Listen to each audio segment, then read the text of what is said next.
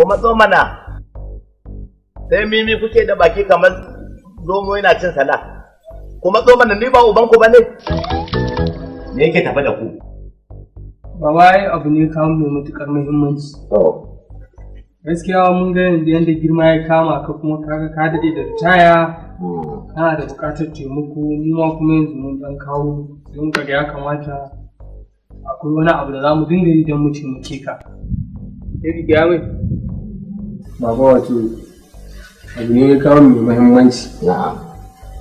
Wato gwamnati za ta ɗauki aiki. Wato malaman makarantar boko. To shi ne muka shawara.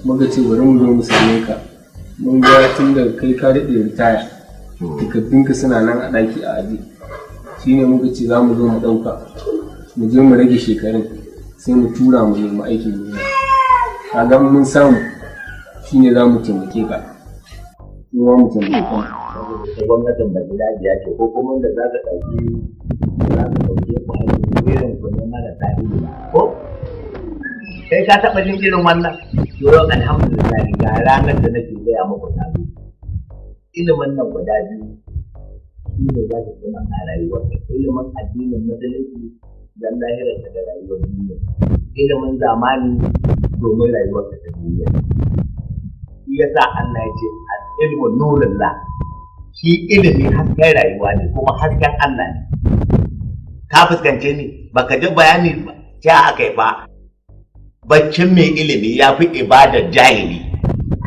yanzu ita gwamnatin nan tamu ta jihar Adamawa da kuke magana za ku ɗau takardu ku je ku kai mata takarduna a canja min shekaru a canja suna a sa ku a je a kai wa gwamnatin Adama ta ɗauke ku aiki an gaya muku jahilai ne sun mutanen Adama ko wanda za su ɗauke ku aikin jahilai ne ungulu da kan zabo kenan shi ake kira impersonation ko a tsakanin ku sa'a da sa'a wani ya ɗauki takardun wanda ya ba wanda ya tafi ya je nemi aiki duk ranar da ta tashi ya yi impersonation ɗaure shi za a yi duk kuɗin da ka ci na albashi na baya sai ka biya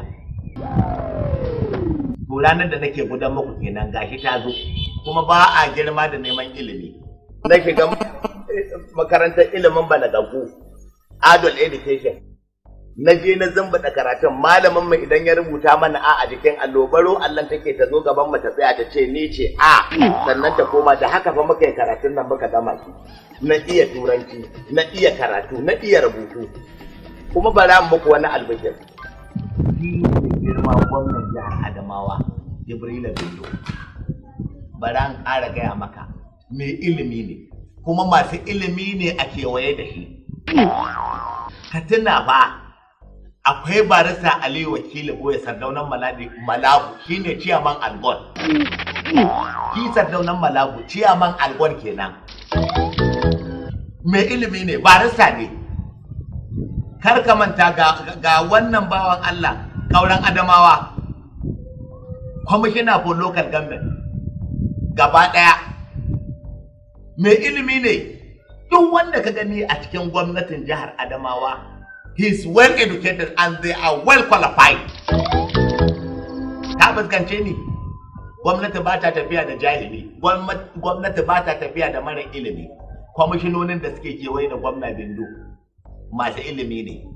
Haka zalika, daraktoci, haka duk wani ɗan majalisa na jihar da ka sani mai ilimi ne, haka na tarayya na jihar Adamawa. Da sanatocin jihar Adamawa, don masu ilimi ne. Da takardunsa aka ɗauke su Allah ya kai su wannan matsayin in ba su da ilimi ba za su yi ba kai bari an gaya maka ji yanzu harkar ilimi ta ƙara faɗaɗa a duniya haka zalika a jihar Adamawa ta ƙara faɗaɗa sanadiyar mai girma gwamna Jibrila Bindo ya gina makarantu ya kawo malamai tsarkaka wanda suke sun san me suke yi qualified teachers an kawo su suke kula da ɗalibai ya'ya za su samu ilimi. To ai baba yanzu mun ka ce mu koma makarantar nan in mun koma yanzu ka san ilimin nan yanzu ya fi karfin dan talaka kai kuma gashi kai ritaya aikin nan ba yi kake ba mu ma ba mu da abin yi yanzu ta za mu yi shi.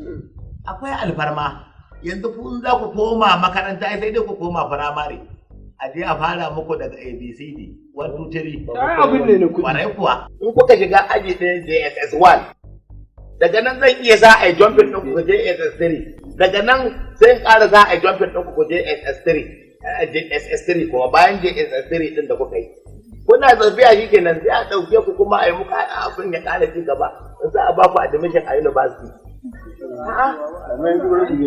Waje Allah ya taimaka ai shi ilimi in ka bar shi ya baka amma ba abin da za ku samu abin da za ku samu kenan wannan nasiha ta ban ba ku fan 100 na sa abu aka samu ba za a samu ba zuciya ta mutu an za a yi karatu haba ba dole ku dinga ganin ba daidai ba ka tsaya ka nemi ilimi gishirin rayuwa magen rayuwa sai ka more wa rayuwarka ta ko ta ina kana nan yanzu ba gashi ba ta ko ta ina ina nan in ka zo ta bangaren addinin ina nan in ka zo ta gurin karatu